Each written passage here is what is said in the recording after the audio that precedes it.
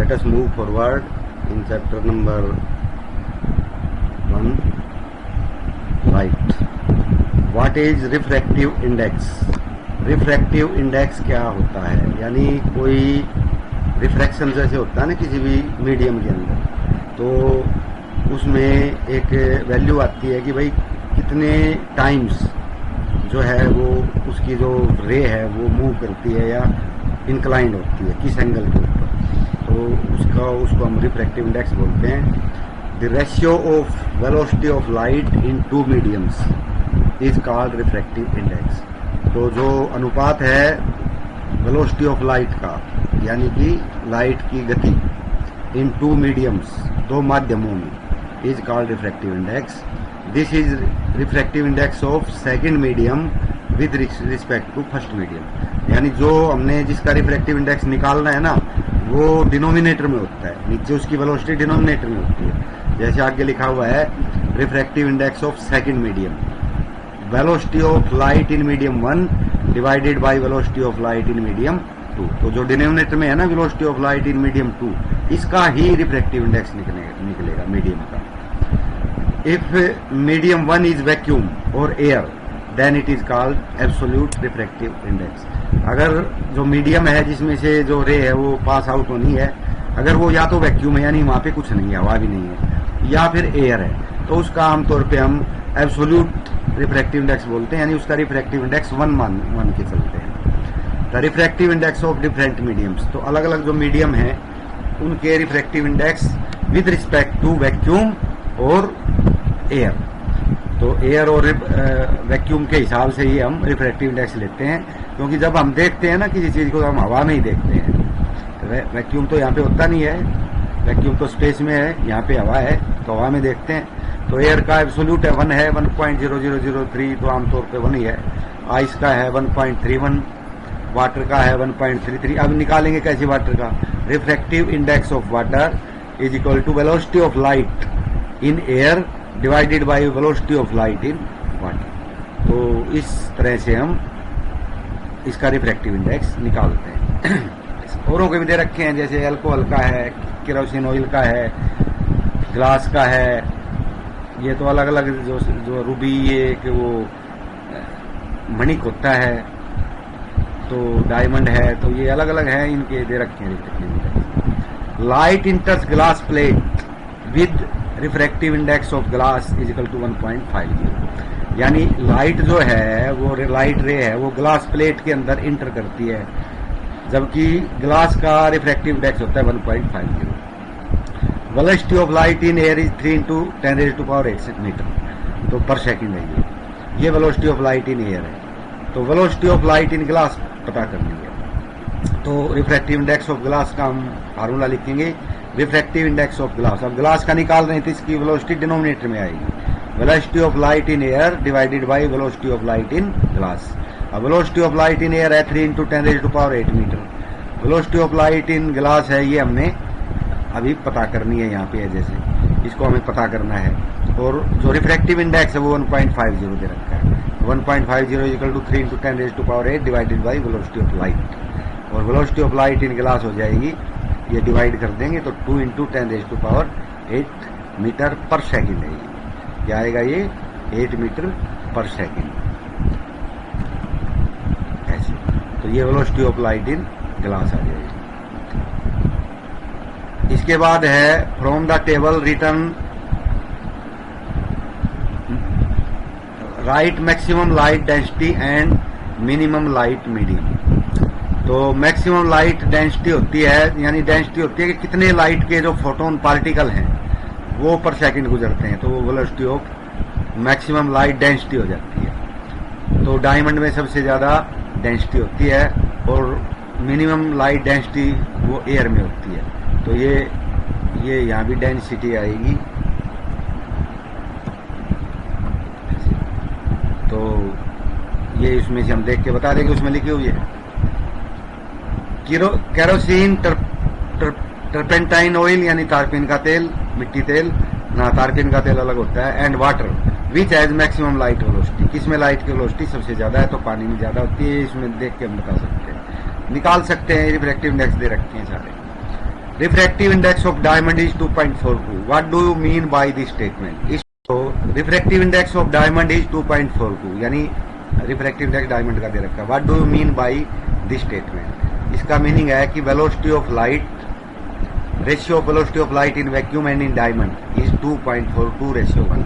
यानी डायमंड में अगर 2.42 टाइम्स है तो एयर में वेलोसिटी होगी 1. It means that velocity of light in diamond is less than half of light velocity in vacuum. यानी डायमंड में आधी से भी कम वेलोसिटी होती है. तो ये रेशियो दे रखा है क्योंकि 1/2.42 आएगा ना, जैसे 1 न्यूमरेटर में आएगा 2.42, डिनोमिनेटर में आएगा. तो वो जैसे इसको 2.42 को, ये रिफ्रैक्टिव इंडेक्स है 2.42, तो ये डिवाइड में आएगा. तो हम जैसे फार्मूला में इसको अप्लाई करेंगे. What is a lens? Right its types. Lens क्या होता है, इसकी टाइप्स बताइए. ए ट्रांसपेरेंट मीडियम. अब हमने जैसे पहले मिरर किए थे, अभी लेंस करते हैं. Transparent medium surrounded by two surfaces out of which one और बोथ सरफेस आर कर्व्ड. यानी ऐसा ट्रांसपेरेंट मीडियम, ऐसा मीडियम जिसके आर पार दिखता हो, जैसे ग्लास का ही, जिसके दो सरफेस होते हैं दोनों साइड में. तो या तो एक सरफेस उसका कर्ड हो और एक प्लेन हो, या दोनों कर्ड हो. दोनों प्लेन तो हो नहीं सकते, वो तो लेंस नहीं होता. तो या तो एक कर्ड हो या दोनों साइड के कर्ड हो, तो उसको कहते हैं हम लेंस.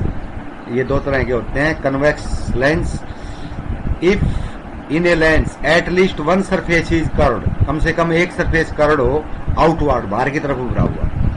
कन्वेक्स है ये, बाहर की तरफ उभरा हुआ होना चाहिए. Then it is called convex lens. When both the surfaces are curved, अगर दोनों ही सरफेस कर्ड है, दोनों एक लेफ्ट में उभरा हुआ है एक राइट में उभरा हुआ है, then it is called double convex lens. तो फिर इसको डबल बोलते हैं. कनकेव लेंस भी इसी तरह से. If in a lens at least one surface is curved inward. अब ये कर्ड है, गोलाई में है, लेकिन अंदर की तरफ है, तो कनकेव बोल देंगे इसको. Then it is called concave lens.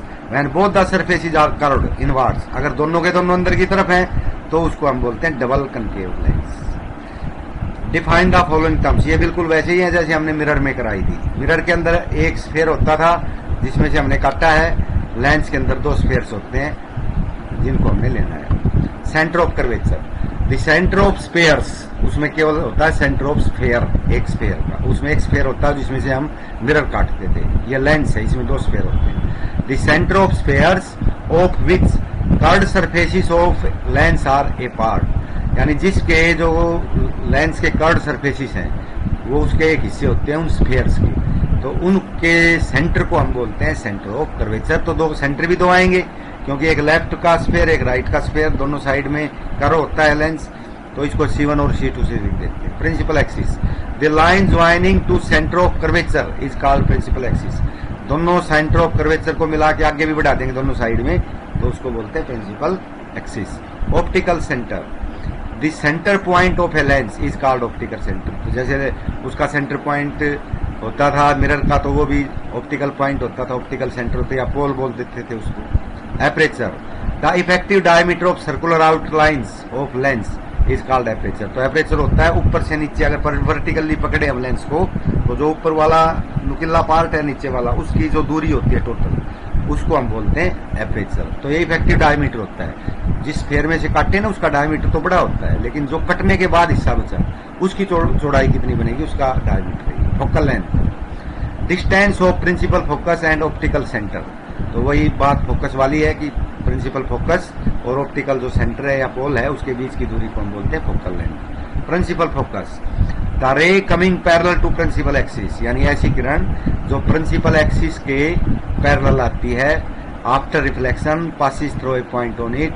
और रिफ्रैक्शन के बाद, यानी इसमें से आर पार गुजर जाएगा, पेंट नहीं हो रहा एक साइड में, तो दूसरी साइड में जाके वो एक पॉइंट से गुजरता है प्रिंसिपल एक्सिस के ऊपर पॉइंट से, तो उसको बोलते हैं प्रिंसिपल फोकस. नेक्स्ट है if one half of a convex lens is covered with A black pepper. अगर हम आधे लेंस को एक काले पेपर से ढक दें, will this lens produce complete image? Verify your answer. तो क्या इससे इमेज जो है कंप्लीट बनेगी, पूरी बनेगी? तो अगर हम आधा भी ढक देंगे ना तो भी इमेज थोड़ी सी हल्की बनेगी, मतलब बनेगी पूरी, लेकिन उसके में क्योंकि कम रेज आएंगी, उसकी आधा तो ढक दिया हमने काले पेपर से, तो उसमें आधी रेज आ पाएंगी, तो वो उसकी जो डेंसिटी है या उसका जो कंट्रास्ट है वो हल्का पड़ जाएगा।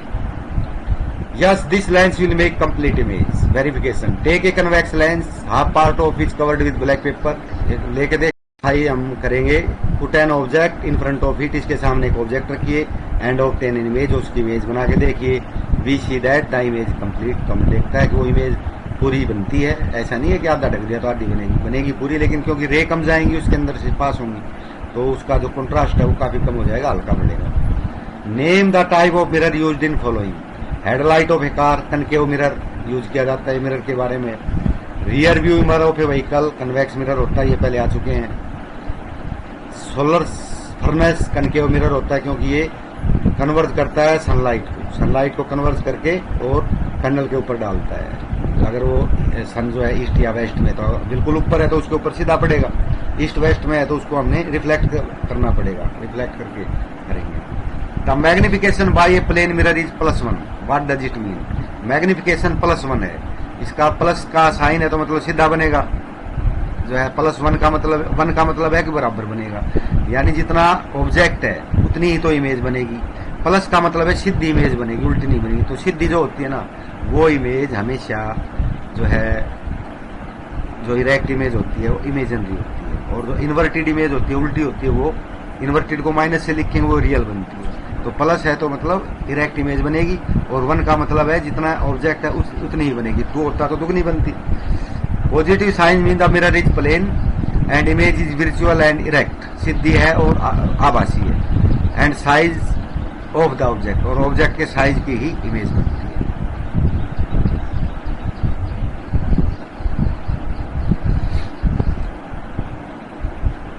We wish to obtain an erect image using a concave mirror of focal length 15। Concave mirror है लेकिन हमने इमेज को इरेक्ट बनाना है, सीधी। वैसे हमने देखा था कनकेव मिरर में उल्टी इमेजें बनती हैं, इन्वर्टेड बनती हैं और रियल बनती हैं, लेकिन हमने सीधी इमेज बनानी है, इरेक्ट बनानी है। अब इरेक्ट इमेज तो इमेजनरी बनती है। तो range of the object from the mirror, तो मिरर से हमने ऑब्जेक्ट को कितनी दूर रखना है। मिरर की फोकल लेंथ दे रखी है 15 सेंटीमीटर। तो देखो ये हमने उसमें लास्ट में क्या, जो लास्ट वाला था, अगर हम ऑब्जेक्ट कोई object is placed between optical centre यानी पोल एंड फोकल लेंथ, अगर फोकल लेंथ के ऊपर ऑब्जेक्ट को रखते हैं तो इनफाइनाइट पे रियल इमेज बनेगी। लेकिन एफ और जो पोल है उसके बीच में कहीं भी रखेंगे, यानी 15 सेंटीमीटर की बजाय हम 14 सेंटीमीटर ले लें, 13 ले लें, 12 ले लें, इस तरह अगर लेंगे तो इरेक्ट इमेज बनेगी। और इमेजनरी तो बननी है, इरेक्ट हमेशा इमेजनरी होती है। और इसमें ये दे भी रखा है, find the range of the object of nature and size. तो साइज बड़ा बनता है हमेशा, उसमें साइज तो बड़ा बनेगा।